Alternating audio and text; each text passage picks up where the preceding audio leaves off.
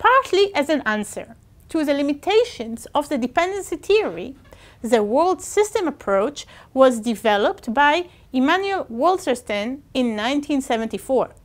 This approach stresses, similarly to the dependency theory, the need in considering national economic development within the global context and the relationship between countries as instrumental to countries' development.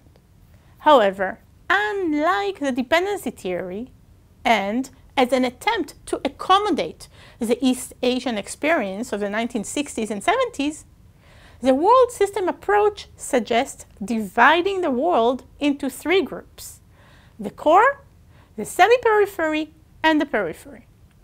Over time, countries can move between the groups due to changes in their own economy and potential along other changes which take place in the world economy.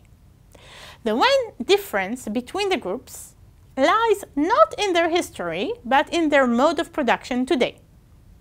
The main mode of production of the core countries is capital-intensive and technologically intensive, meaning mainly factories with advanced technology. Production in countries in the periphery takes place mostly through labor-intensive inputs with low skills, such as agriculture. Countries in the semi-periphery group have a mix of the different types of production, both labor-intensive and technologically intensive capital. This approach stresses that countries do not follow a linear line of development, but rather, as the world economy changes, their mode of development can change as well. Let me try and give you a more concrete example of this process. As we mentioned earlier, traditional perspectives of economic growth saw the process of industrialization as critical for improvement in efficiency. Hence, according to this view, each country needs to improve infrastructure and communication lines in order to be more attractive for investment and industrial development. Countries without regular phone lines or roads would have been seen as having no future for growth. However, the development of the internet and mobile technologies has created a new channel in which countries can advance without having the traditional infrastructure and industry in place. For instance, India experienced significant growth in call center sector, with Indian workers serving in call centers from many English-speaking countries around the world. This allows opening job opportunities and improving skills for thousands of people without establishing a huge dam, as the US government had to do in the 1930s. Thus, the changes which take place in the world economy and the growing diversity in opportunities allow countries to develop in various trajectories and move between groups. In his paper from 2005, Salvatore Babunes employs country-level data on income in order to examine which countries are set in which groups and which countries experienced a transition between the groups in the last quarter of the 20th century.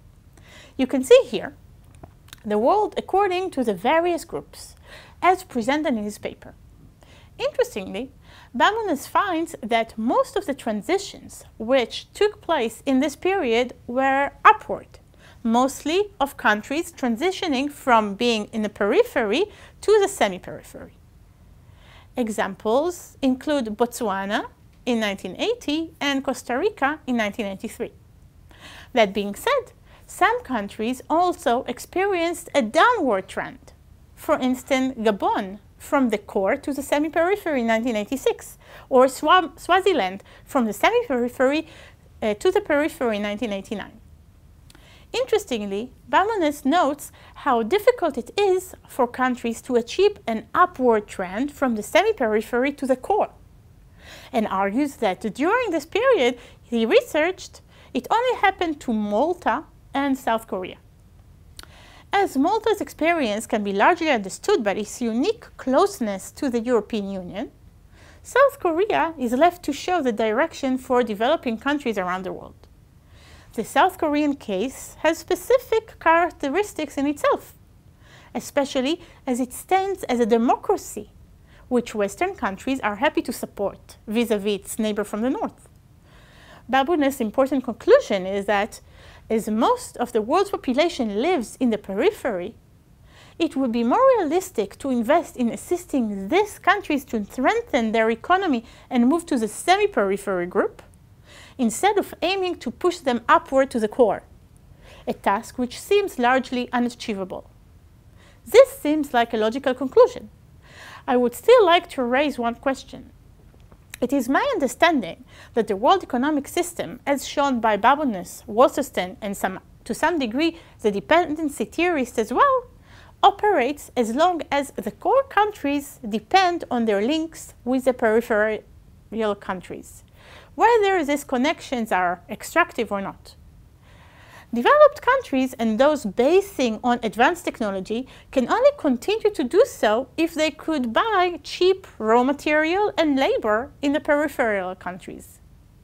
Under this assumption, what are the chances that the peripheral countries would actually be able to leave this position and become stronger economic powers? Something has to change markedly in the world economy for this sort of dependency to change. What do you think?